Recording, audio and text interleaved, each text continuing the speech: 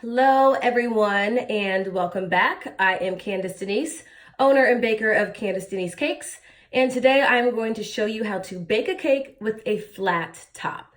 So, why would you want to bake a cake with a flat top? That's the first question to answer, because otherwise, you could care less about what I'm about to say.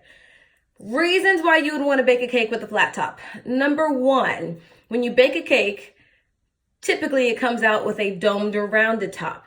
So therefore, when you're putting icing on said domed and rounded top, the icing is not going to be level across the cake. You're going to have to put more icing on the edges and less icing on the top for it to be level. So then when you stack your cakes and you cut those slices, you're going to see the difference. You're going to see more icing on the end and less icing in the middle.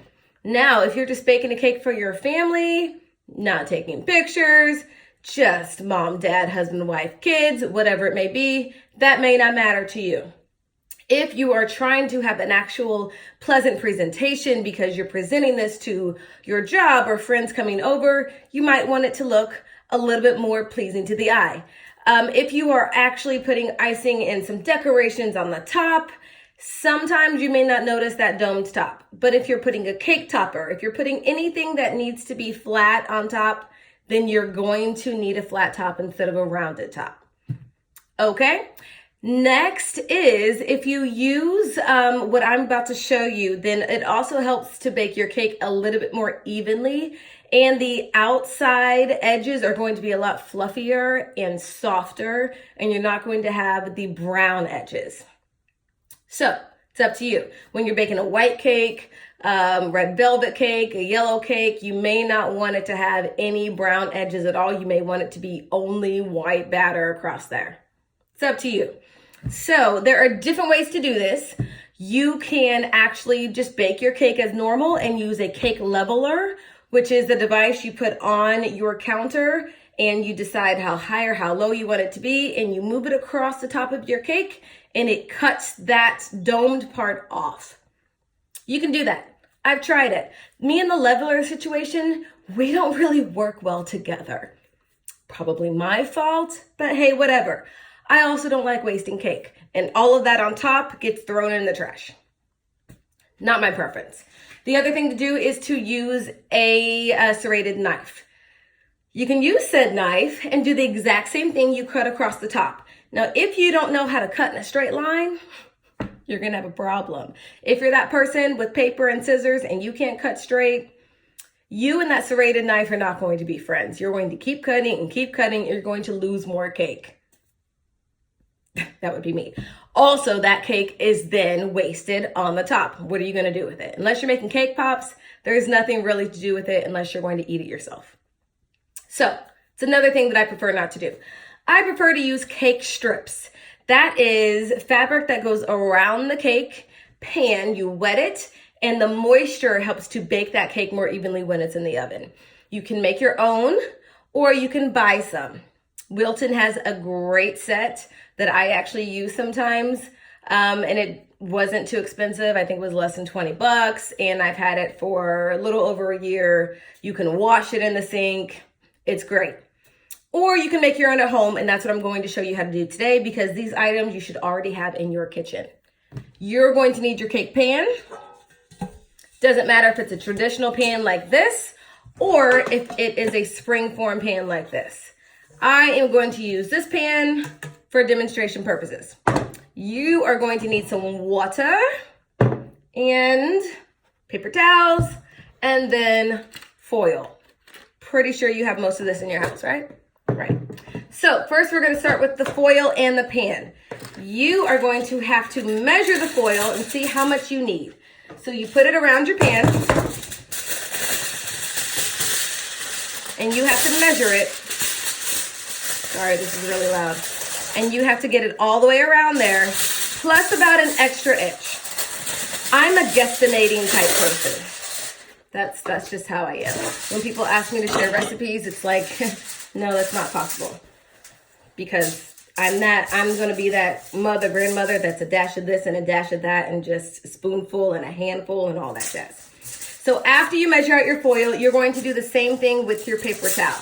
Lay it on your foil edge to edge, and see how much you need all the way across.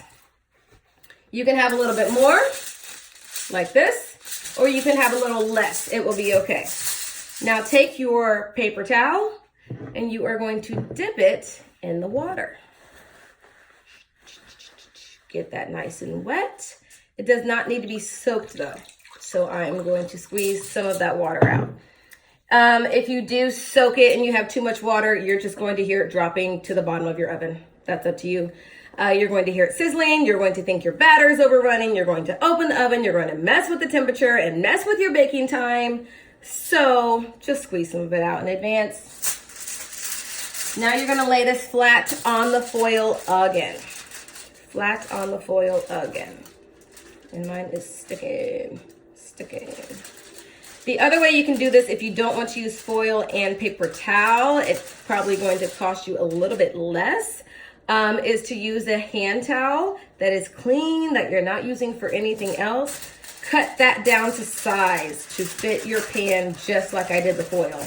And you're going to wet that, and you're going to do the exact same thing that I am about to show you. So I've got the paper towel across the foil. It is wet.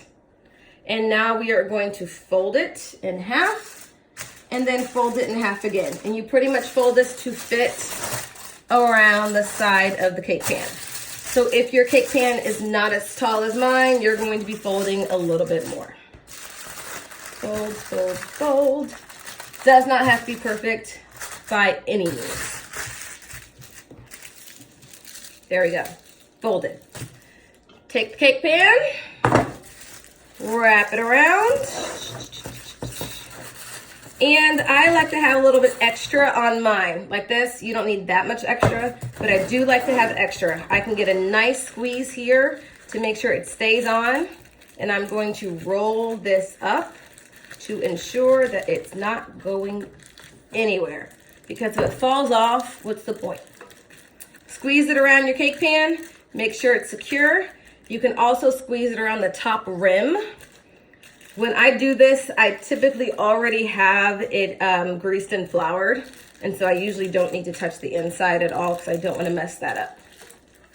There you have it.